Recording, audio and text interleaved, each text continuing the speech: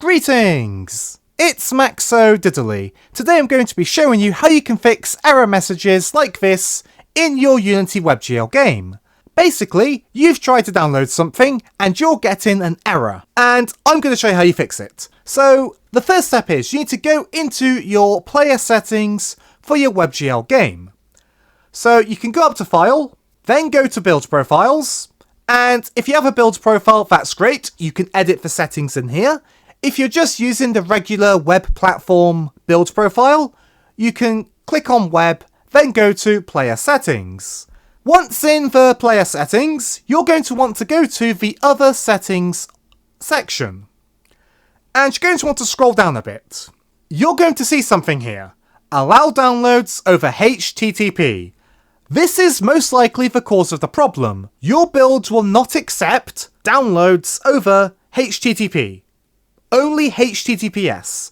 And it's a good thing to only use HTTPS. However, let's say you're doing a Python localhost just to test your game locally. That can't be HTTPS. It's going to be a HTTP server. But you probably don't care about security when you're testing it locally using Python hosting. So what can you do? Well, you can allow it for development builds, which is a good thing. However, you may not be able to test development builds. You may need to do a full-on build with link time optimization. If so, just tick on Always Allowed.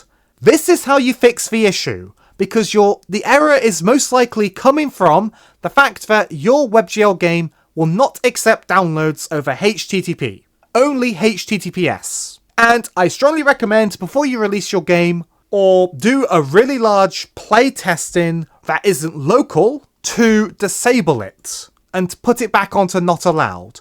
But for the purposes of testing locally, to make sure things are working, and you just want to do a simple Python localhost, you can go with Always Allowed. Just remember to put it back onto not allowed when you're further on in developing your game before you release it. Once you do that, that is everything you need to do. You can close your settings and you can build your game and it's going to work.